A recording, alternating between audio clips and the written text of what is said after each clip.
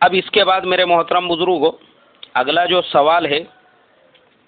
وہ گجرات سے ہی ہے۔ ارشد افضل صاحب نے احمد آباد سے پوچھا ہے کہ حضرت عقیقے کا مسنون طریقہ بتائے۔ ارشد احمد آباد گجرات۔ ہمارے ارشد بھائی، آپ نے جو عقیقے کے تعلق سے پوچھا ہے، دیکھو سب سے پہلی چیز تو یہ ہے کہ عقیقہ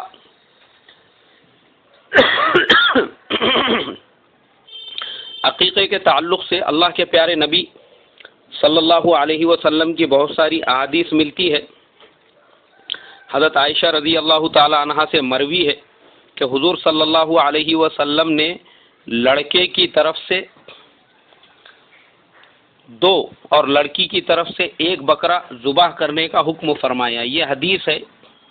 ترمذی شریف، جلد نمبر 1 صفحہ نمبر 278۔ اور پھر آگے حضرت عائشہ رضی اللہ تعالی عنہا کی ہی روایت ہے جس میں وہ فرماتی ہے کہ بکرے کی بجائے اگر بکری بھی ذبح کرے تو کوئی حرج نہیں ہے،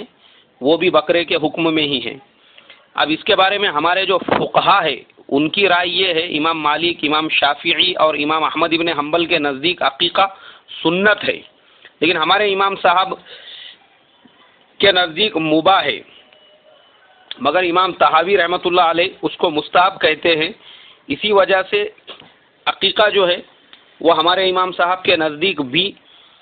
مباح بھی ہوگا، مستحب بھی ہوگا، لیکن ہم اس کو جب 3 ائمہ نے اس کو سنت قرار دیا ہے تو اسی کے اوپر ہم نے بھی معمول ہونا چاہیے۔ اور اس کے بعد میں عقیقے کے ایام کے بارے میں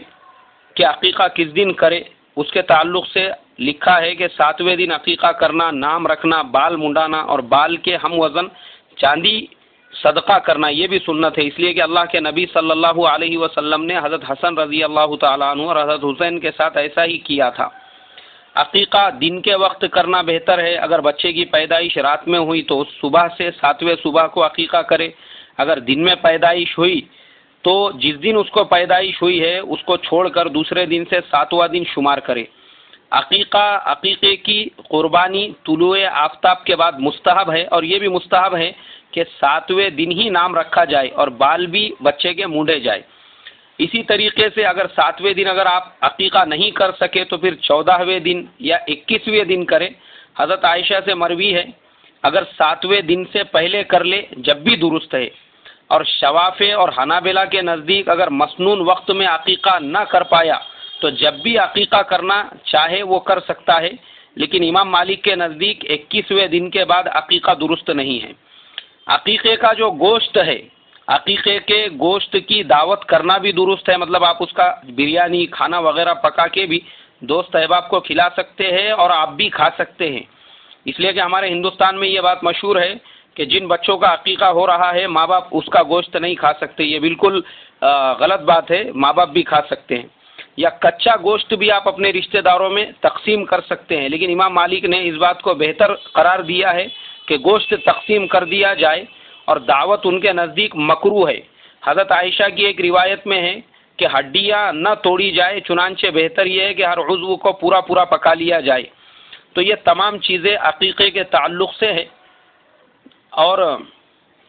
جیسا ہمارے یہاں پہ عموماً ہم لوگ عقیقے میں گوشت وغیرہ پکاتے بھی ہے، یا آپ نہیں پکا سکتے تقسیم کر سکتے ہیں، دونوں طرح سے شریعت نے آپ کو اجازت دی ہے۔ اسی طرح سے بہت سارے اور بھی سوالات پینڈنگ ہے، تو انشاءاللہ آئندہ ان تمام سوالات کے بھی جوابات آئیں گے۔ اللہ تبارک و تعالی مجھے آپ کو زیادہ سے زیادہ عمل کی توفیق عطا فرمائے۔ اور بھائی ایک آخری ریکویسٹ آخر میں یہ کروں گا آپ تمام لوگوں سے کہ اگر آپ لوگوں کے پاس میں کوئی ویڈیو یا کوئی آڈیو یا کوئی میسج ایسا پہنچے جس میں یہ کہا گیا ہو کہ یہ میسج یا یہ ویڈیو مولانا اکبر ہاشمی صاحب کی طرف سے ہے، تو آپ اس کی بالکل تصدیق نہ کریں، بلکہ جب تک میرے نمبر سے ہی آپ کو کوئی آڈیو ویڈیو نہ پہنچے آپ اس پہ یقین نہ کریں، اس لیے کہ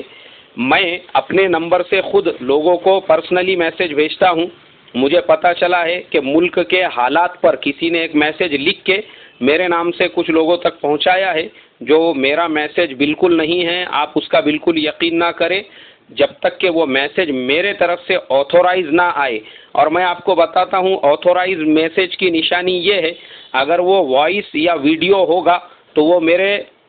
یوٹیوب اکاؤنٹ پر بھی ہوگا، اور اگر وہ ٹائپنگ میں ہے تو وہ میرے فیس بک اکاؤنٹ پہ بھی ہوں گا، کیونکہ میں جو چیز واٹس ایپ پہ سینڈ کرتا ہوں پہلے اس کو میرے فیس بک کے اوپر ٹائپ کرتا ہوں یا یوٹیوب پہ میں اپلوڈ کرتا ہوں اور وہی چیز واٹس ایپ پہ ڈالتا ہوں. اگر میرے ان دونوں اکاؤنٹ میں وہ چیز نہیں ہے اور کوئی چلا رہا ہے تو سمجھ جائیے وہ فیک ہے اور میری طرف غلط بات کو منسوب کیا گیا ہے. اللہ مجھے آپ کو عمل کی توفیق عطا فرمائے. السلام علیکم ورحمۃ اللہ وبرکاتہ.